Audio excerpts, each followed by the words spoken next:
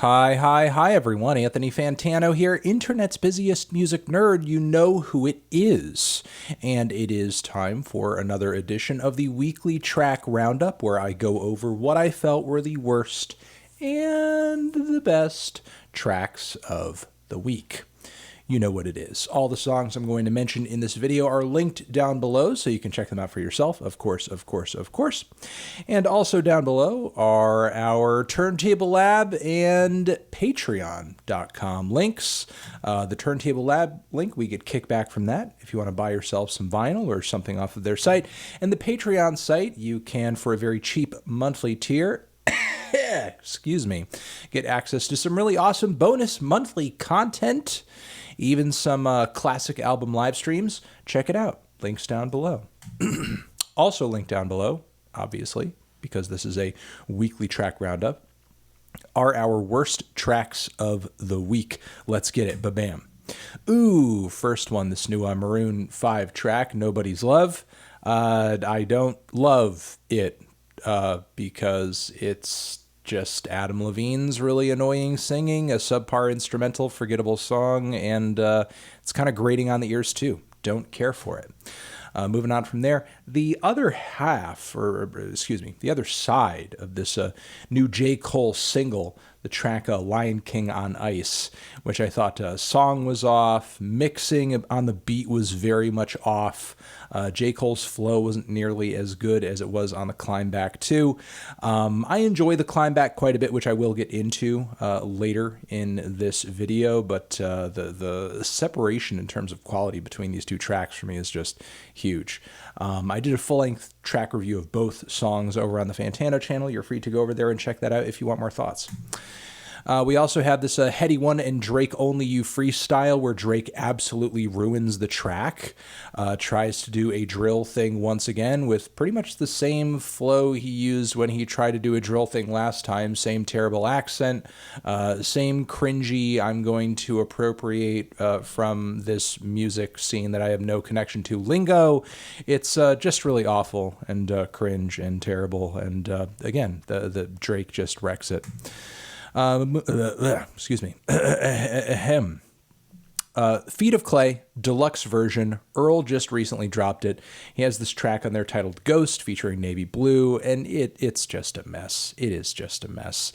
I mean, it starts off pretty forlorn and with a very strange esoteric loop on the instrumental, but as the flows get sloppy and the song loses direction, even though the track is not long at all, it just becomes more and more and more just not gratifying at all. Moving on from there, we also have this Tame Impala remix of 070 Shake's Guilty Conscience, and the mixing on it is terrible. Why do the drums sound like this? They are so blown out. The vocals are buried as hell too. Please fix the production on this for the love of Jesus. And let's move on to the tracks that I thought were meh. They weren't terrible, but still are worth shouting out, still worth pointing out. You might enjoy them more than me. Let's go. We have this new track from the Avalanches featuring Jamie XX, Nina Cherry, and CLYPSO. There are a lot of cool dance grooves and segments of this song that I like quite a bit. It's just very messy in terms of pacing and structure. It's kind of like a hodgepodge of different sections. I didn't quite get the appeal. I think it could have operated a lot more fluidly, but again, there's still some great ideas here. We have also this brand new track from Jid, Smino, and Kenny Beats on the production. There's some odd mixing on the vocals here and there, which I don't entirely fault, because the vocal work that Smino lays into the track, some of the layered stuff, is very odd. It's very bold, a little off the beaten path, I would say. Jid absolutely kills it, though, and generally the production is decent. I don't know. Give it a try. It's not the largest amount of chemistry I've heard between three artists hopping on a track, but it's cool that it happened. We also have Napalm Death coming through, sounding like Napalm Death on this new track over here. There are a lot of transitions, a lot of blast beats, a lot of gnarly riffs. Backlash Just Because is the name of the song. It's not like, one of the heavier productions they've ever been on or anything. And as far as like this newer era for their sound and style, it's nothing super new or refreshing, but it does go pretty hard. Goes pretty hard. We also have Kylie Minogue coming through with a supreme, like, very, very, very much like a synth pop and slightly disco-influenced throwback on this one. I wish she had a bit more of like a unique or refreshing spin on this sound, but I will say the grooves in the tune are solid. It's just not one of her more original sounding songs, I suppose. The name of this track over here is Say Something. Give that one a try. Give that one a shot. We also have this new Jaga Jazzist track, Tomita, and it's a pretty light-hearted, synth-heavy, somewhat cinematic jazz fusion cut with a lot of very epic synth passages. Nothing too intense, nothing too, high in terms of like its ascent or its build, but it's a cool amalgamation of sounds. I just wish, there was more tension to how it built up and more muscular performances, but it's easygoing and sounds kind of, little cinematic. It's cute. We also have Jaden Smith over here, Cabin Fever, kind of a quarantine-inspired pop tune, I suppose. Not one of his better tracks, but I will say he has made pop songs that are way worse than this. It's got a bit of a, rock flair to it as well. I mean, if you're into some early Foster the People shit and you like yourself some summery guitar pop, you might enjoy it. You might like it. We have Dorian Electra over here, new track from Dorian, Give Great Thanks.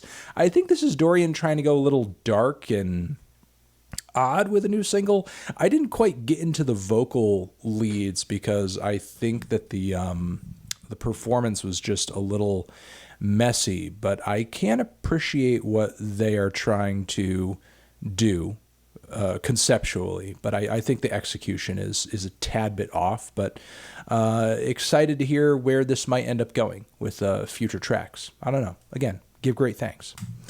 We have also over here Chronics, As Cool as the Breeze, and Friday coming together into a really summery jam. It's a little overproduced. It is a little overproduced, but the vocal work is good. The vocal work is there, and it's got a nice vibe to it.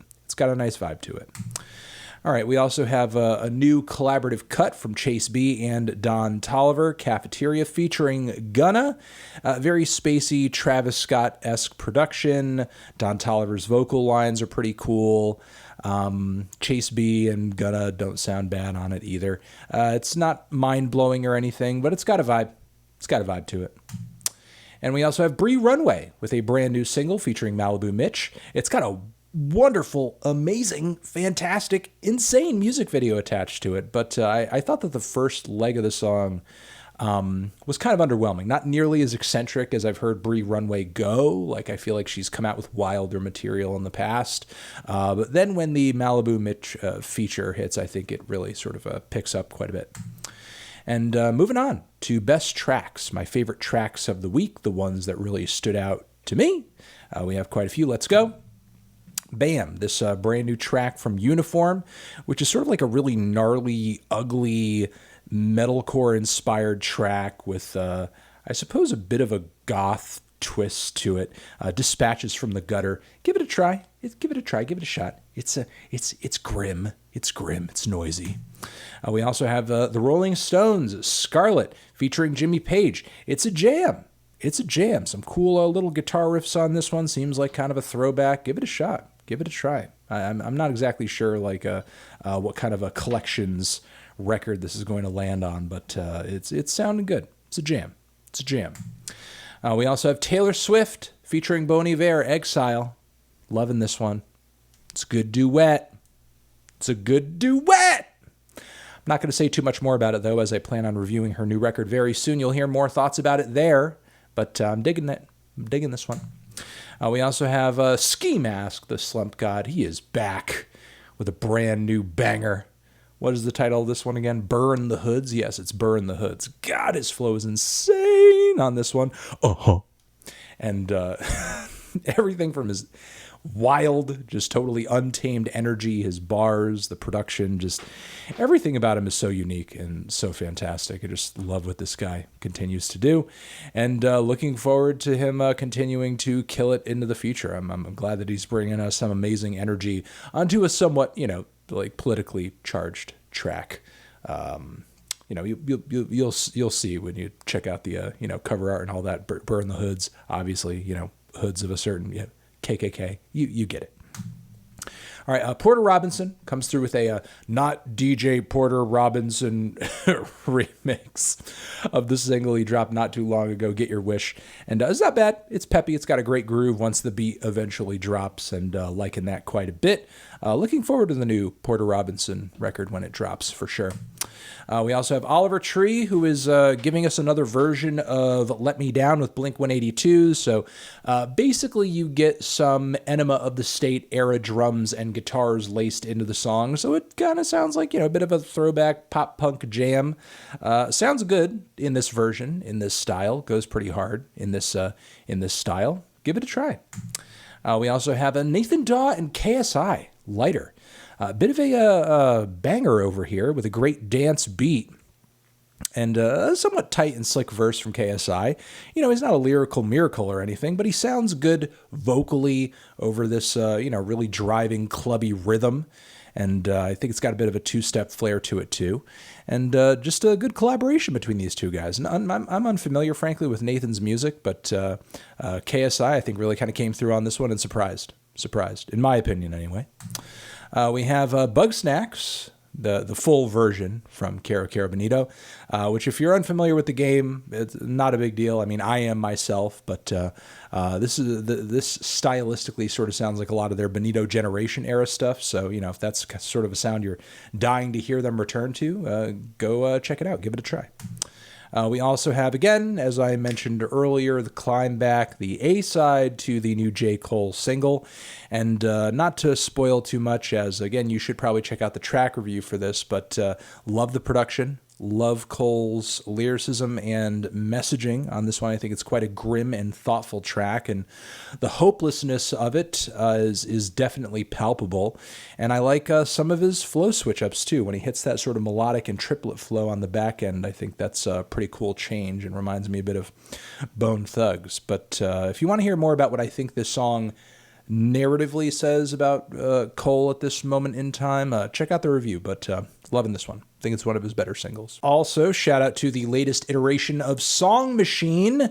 This new cut from the Gorillaz multimedia series is PAC-MAN featuring ScHoolboy Q, and it is a cool banger, has a nice dance beat to it as well that kind of reminds me of some Demon Days era shit, and the ScHoolboy feature is really cool. I did a review of this one over on the Fantano channel as well, and it's sort of like two features in one feature. He's got a bit of a moody section of his feature where he's a little introspective. It gets kind of dark, and then things pick up before that. He's got a bit of a gnarly, angrier bit in his feature as well. Check it out. It's a really cool collaboration between these two.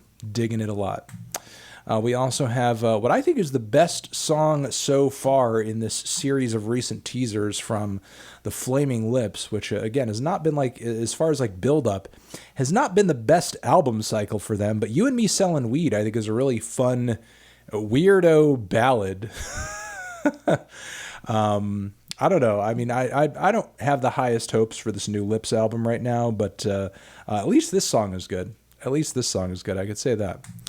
All right, and we have finally, to wrap things all up, a brand new single, a brand new track from none other than Backxwash, Canadian rapper, singer, songwriter, producer, featuring Ada Rook on guitar of Black Dresses fame, and also DeathIrl has a rap feature on it that is a little awkward, but I think it gets the point across. And Backxwash explores a lot of similar themes from her recent album of, death and occult vibes and depression. It's a pretty heavy track. It's a pretty lengthy track too, but give it a try. Give it a shot. It's really grim and metal and nasty and goth the fuck out, and I'm digging it. Pretty much everything that was great about her recent LP is great about this track over here too, so try it out. All right, and those are my thoughts on all of these tracks in this weekly track roundup. Again, all the songs linked down below, and hopefully you got some good recommendations, and I will see you guys in the next video. Anthony Fantano, Tracks of Forever.